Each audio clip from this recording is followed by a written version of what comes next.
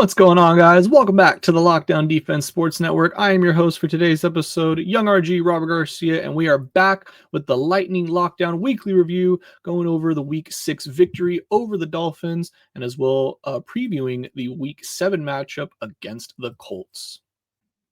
Now, it was obviously a hard-fought victory, and it was a last-second, another, quote-unquote walk-off field goal win by Cameron Dicker. The last one came in, week 3 against the Broncos. That one was an actual, walk-off, zeros on the clock when that ball went through the uprights. This one still a little bit of time, and it gave Tua enough time to throw another interception.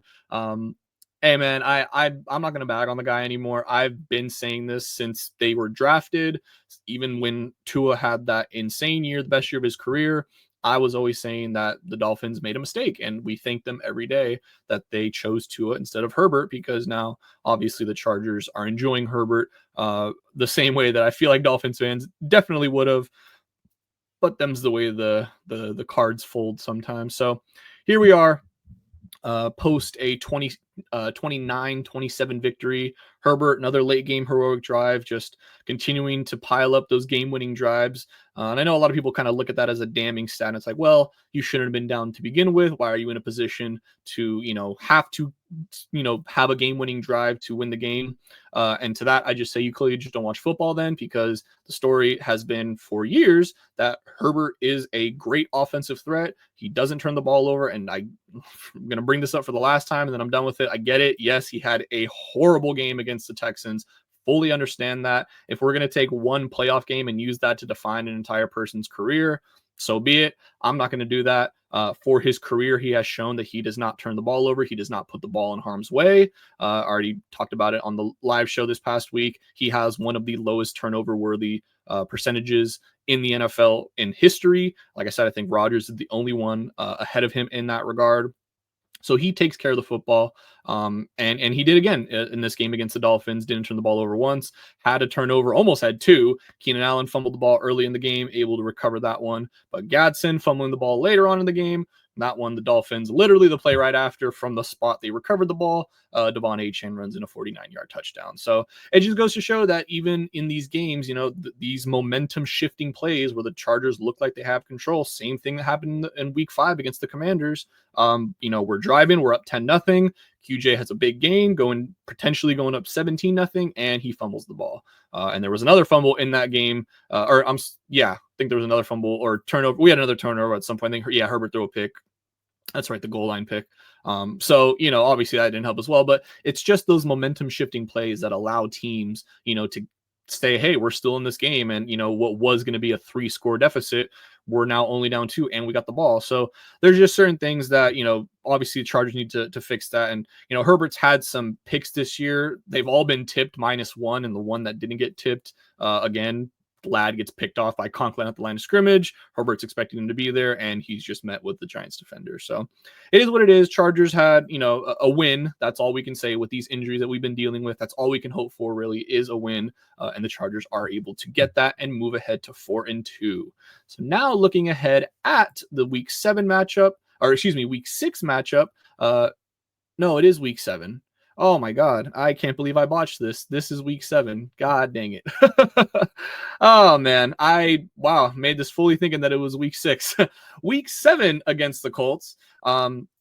Obviously, this is a huge matchup in AFC, in the AFC playoff picture. Colts, obviously the number 1 seed right now. Chargers at the number 3 seed. Colts 5-1. Chargers 4-2. Chargers 4-0 in the conference. Colts 4-0 in the conference, the only 2 AFC teams that are 4-0. And this is essentially, barring some of these other games that happen, we have a Thursday night game that has yet to happen. Recording this on Thursday. So Steelers, obviously, if they win that one, they go to 5-1, regardless of what happens here. Actually, I guess if the Colts do win, they can maintain it. But Chargers would need a little bit of help for this game to be for the battle of the 1 seed. They need the Steelers to lose. So we'll see what happens going into this game. But regardless, huge matchup. This is what I was saying about the Chargers' past 2 losses with the Giants and the Commanders. While they were awful, and there is no excuse, I'm not trying to make excuses for losses, obviously.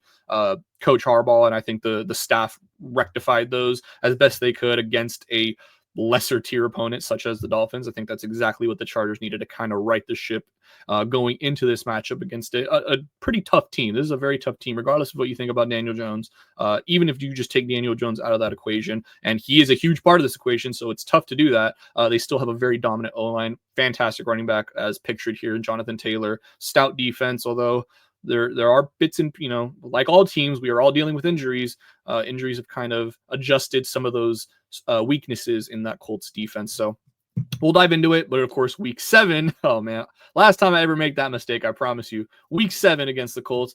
First thing to talk about, and I'm usually never excited to talk about injuries, so I'm sure everybody's wondering, but you see that name over there a little bit, had to adjust kind of my normal way that I do this. Usually I give you the kind of 2 key players that didn't practice or that haven't practiced, and I give you 2 key players that are maybe coming back from injury or limited. But I had to make do with what it was. Trey Pipkins, of course, still not practicing with that knee injury. I didn't see any updates recently. I tried to hold off this video as long as I could to try to get in Chargers Chargers practice reports, for today, Thursday. So I was able to get some, but unfortunately don't have them all. So yeah, obviously Trey Pipkins still out with that knee injury. However, coming back, and these are, man, it's insane to have these guys up here again. Khalil Mack obviously returning from that elbow injury. Denzel Perryman returning from that ankle injury. Khalil Mack, his practice window has been opened. I think, yeah. Khalil Mack and Denzel Perryman's practice windows have been opened, and they're back at practice in a limited capacity today. So that is fantastic to see. And then the biggest one here, man, I mean, Joe Alt, to see him back out there on the practice field in some kind of capacity is just, I know Chargers fans everywhere were ecstatic to see him out there and just some sort of, in pads with his helmet on, like that gave Chargers fans a bit of a boost going into this week. And depending on how well, and obviously we don't want to rush him back, but depending on how well, his body responds, and if the doctors clear him, and if they feel like, the risk of re-injury is very low going into this game, we absolutely need him.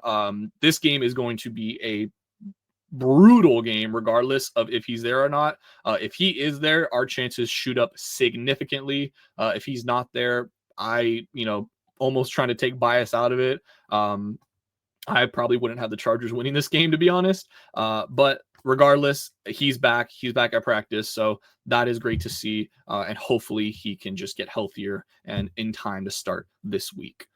So now we're going to talk about some of the keys to victory in this upcoming matchup. So first off, for the offense, I talked about it, or hinted at it, I should say, a little bit regarding that this is a pretty stout Colts defense. However, this defense can be had if there is a weakness to them. Injuries have played a huge part to it. It's that secondary. The Colts right now in the last 3 games are giving up the most passing yards in the league per game. It's just under 290 passing yards per game, which is insane to give that up as an average. You're almost giving up 300 yards per game passing average. And if you look at the QBs they've played, yeah, they have guys that can throw it. And one of the QBs is Matt Stafford, and he's obviously an elite QB. No, slighting him in any regard. But even in that game, against the Rams for the Colts, they were in prime situations to win that game. Adonai Mitchell fumbles the ball, scoring a touchdown, basically robbing Daniel Jones of a pass touchdown, and then turns right around and has a holding call on a Jonathan Taylor big touchdown run that gets called back. So you could really, contribute that loss to, they should be 6-0, but a lot of people will then turn around and say, well, they shouldn't have lost that, or they should have lost that Broncos game, to which I say, this is why they're 5-1, because anywhere for any fan, you can find a game and say, whoa, we deserve to win this. I guarantee you can find a game where you probably didn't deserve to, and you won anyway. So that's just the way it is in the NFL. You're going to win some games that, you're going to lose some games that you thought you probably deserved to win, and you're going to win some games that you probably thought you deserved to lose. That's just the way it goes. But this is all to say that secondary is hurt right now, and Herbert can absolutely feast on it. Didn't even mention it in the injuries, but Quentin Johnston is practicing limited again as well. So if you can get him back in that wide receiver room, I can't believe it's still kind of shocking saying that, but getting him back in there with Ladd and Keenan. Gadsden has been looking like just better and better each week. I get it. Had the fumble take that away. He's going to learn from that. He has, really been stepping into that kind of tight end one role, at least in the receiving game.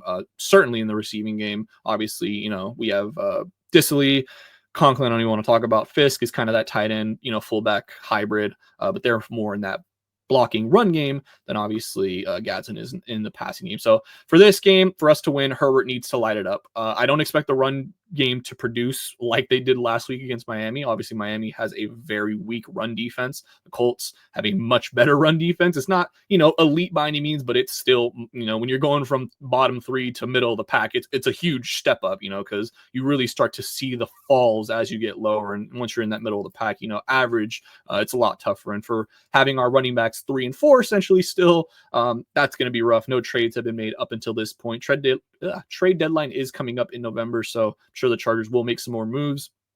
Still a little bit early as well. Still, somebody could be traded, before the game. We'll see what happens, but I just don't see it, at least for this week. So with what Herbert's got, he's got to go out there. And if Alt's back and this line can just give him some time, man, Herbert will be able to dice this secondary up. And, like I mentioned, I was going over the QBs, kind of lost my train of thought. Stafford, Brissett, and Geno Smith are the 3 quarterbacks that the Colts have faced in these last 3 weeks. And besides Stafford, we can argue that historically, and maybe even this year, honestly, I'd say Stafford's been a better QB this year than Herbert, just in the small sample sizes. He's not had to overcome as much as Herbert, but regardless, they're still, I believe they're both still 4-2, if I'm not wrong. So yeah, I think Herbert can definitely throw for over 300. Like I said, if that line can give him some time. For the defense, went a little bit with the play on words here. Cry JT a river. Jonathan Taylor, if we're able to contain him and make his life miserable, we're getting Perriman back. Khalil Mack potentially, might play this game. And he's another one we definitely don't want to rush back. Want to make sure he is fully healthy before we get him back on the field. So if he doesn't play this week, I wouldn't, be upset about it. But if he does, then that's even more of all the reason that we really need to hold JT down. And that's going to be insanely tough to do because he is arguably the best running back in the game. Right there with Bijan, he's easily the best running back in the AFC right now. So as far as we don't play the Falcons this year, this is going to be the toughest running back you have to face. You're coming off a week when Achane, who is another great running back, although sometimes he kind of does it more in the receiving game with the way that offense is set up with Tua. Last week, he did it all in the running game. I think it was like 128 yards rushing, 2 touchdowns. So that can't happen. We cannot let Jonathan Taylor do that or worse to us because he is certainly capable of doing worse. We've seen it.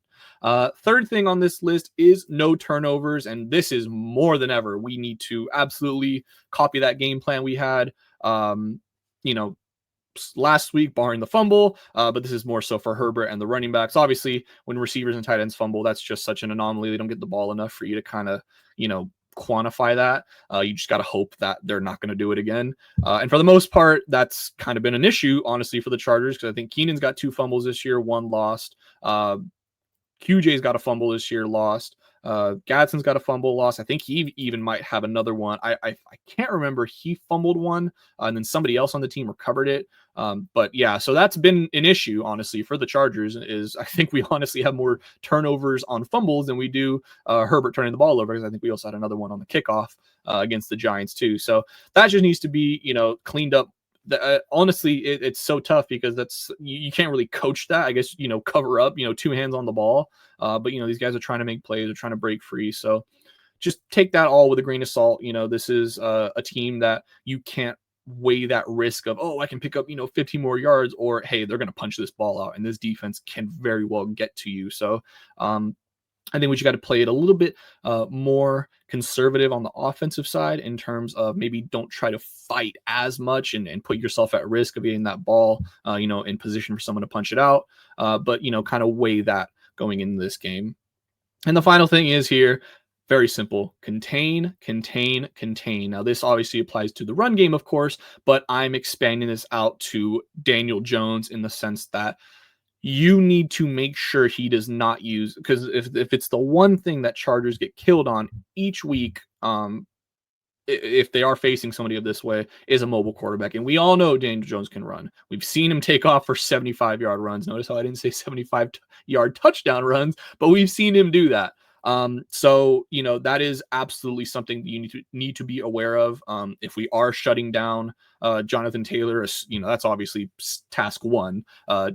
Taylor, in my opinion, is the bigger target to shut down here. And that's not disrespecting Jones, but that just goes to show you how good Jonathan Taylor has been this year, or even Jones has been great. But I'm still more worried about Jonathan Taylor. If Daniel Jones comes in here and throws for over 300 yards on this defense, 3 touchdowns, no picks, I'm going to come here next week and be like, hey, what do you want me to do?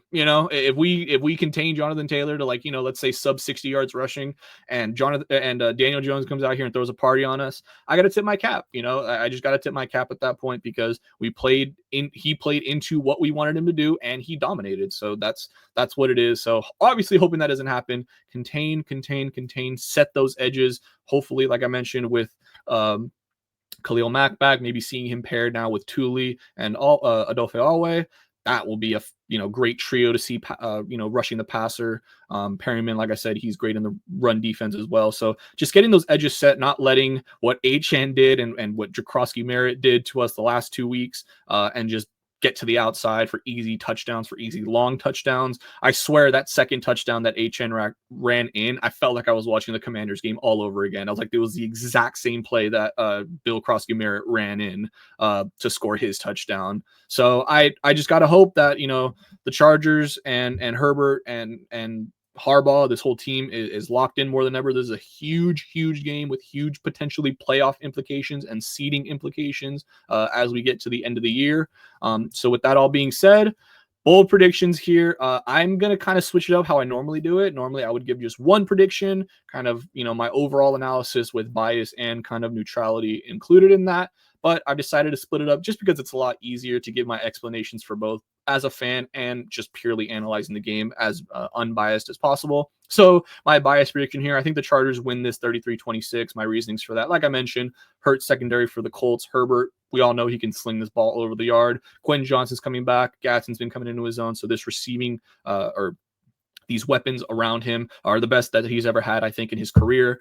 So this would be a prime game for you to show them off on. Huge AFC matchup. And, I still think the defense can hold up well. I think we could potentially get out of here with a touchdown. One of those games where you drive down, we have the ball last, drive down. Herbert has another great, game-winning drive, however that may be. But I think, if we can get this passing game going, if we can get him some time in the pocket, I think Herbert can definitely pick this Hurts secondary apart.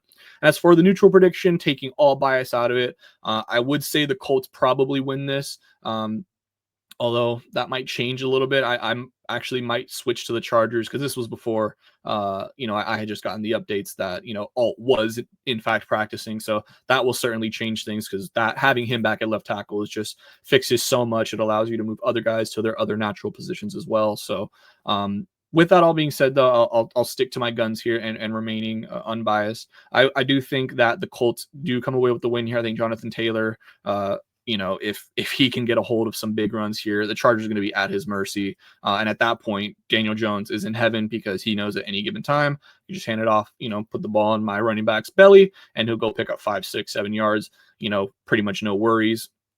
And if in this scenario, if the Colts winning, I would not be surprised. Daniel Jones just has the most game manager games of all time. Maybe 180, 200 yards passing, a touchdown here. Maybe he runs in for a touchdown. Maybe a lot more yards, on the ground, or 180 passing, maybe 80 rushing on the ground. I think that's what the recipe of the Colts are kind of look for here, is just a dominant run game, because that's the best way to go against these elite QBs, is to keep them off the field as long as possible. Get the defenses that you're going up against tired, sustaining those long drives. And I think if the Colts are able to do that, they can definitely come up with a victory here. This is going to be a great game. This is a great game. These are two of the top teams in the AFC currently, as far as record-wise, no matter what you believe, biases or personal preferences aside. Records-wise, these are two of the top 4 seeds in the AFC right now, including the top one. So it'll be a great game regardless. Colts fans, I know, are excited for it. These Colts and Chargers have had a history of some pretty great games, with some great QBs in the past. So very excited for this. for this game. And yeah, please drop down in the comments below if you agree with me. Here's the gang and the socials here for Mike Dub, our Commanders Insider, the Real AG, Alex Gibbons, our Chiefs Insider, and myself, Young RG, your Chargers Insider. Be sure to also check out the Lockdown Defense Sports Network on all of our social media platforms. We are on X, formerly known as Twitter, Instagram, TikTok, Twitch, YouTube, and of course Gmail. Like I said, guys, comment down below if you agree with my predictions, if you think I'm right, if you think I'm wrong, if you think the Chargers are going to get blown out. Let me know what you guys think. Like, comment, subscribe, all that great stuff. And I will see you guys in the next one.